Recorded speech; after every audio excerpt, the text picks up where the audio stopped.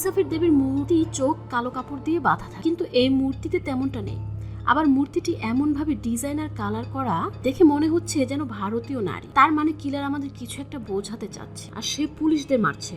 হয়তো বা এই ডিপার্টমেন্টের কেউ তার সাথে কোনো অন্যায় করেছে। আনোয়ারের কথা যদি সত্যি হয়, তবে এখন প্রশ্ন হচ্ছে সেই অন্যায়কারী পুলিশটা কি, আর এই কিলার আমাদের কি বোঝাতে চাচ্ছে এই মূর্তি দিয়ে। তখনই আনোয়ার একটা ছবিতে খেয়াল করে দেখে, প্রথমে যাকে মারা হয়েছিল তার বডির পাশে একটি মূর্তি রাখা ছিল, তবে সেটা একটা পাথরের নিচে থাকায় তারা সেটা নোটিস করেনি। অনিল তখনই সেখানে লোক পাঠায় মূর্তিটা খুঁজতে। এরপর আনোয়ার চলে যায় তার এক পেশেন্টের কাছে। এর নাম হচ্ছে অ্যান্ড্রু। মূলত ও একজন হ্যাকার, তবে সে তার দক্ষতা মানুষের ক্ষতি করতে ব্যবহার করে থাকে, আর এটাই অ্যান্ড্রুর রোগ। তো আনোয়ার অ্যান্ড্রুকে সাথে করে নিয়ে যায়, কারণ এই দক্ষতা ভালো কাজে লাগাবে বলে। অ্যান্ড্রু সব চেক করে জানায় কিলার কিভাবে থানার ওয়েবসাইট হ্যাক করে ভিডিও বদলে, আর এজন্য মারিয়া অ্যান্ড্রুকে কেস সলভ করার আগ পর্যন্ত ওয়েবসাইটের সিকিউর করার দায়িত্ব দেয়। এরপর আনোয়ার আর অনিল মূর্তিটি নিয়ে একটা দোকানে জানায় বর্তমানে কেউ এখন আর এই মূর্তি কেনে না, আর এই মূর্তিটি অর্ডার করে বানানো, তাই আপনারা খুঁজলে বরং কারিগরের সাথে দেখা করে খুঁজুন। শহরে মাত্র 2 থেকে 3 জন কারিগর আছে এসব মূর্তি বানানো। এদিকে রাতে একটা মেয়ে থানায় আসে। সে ফেসবুকে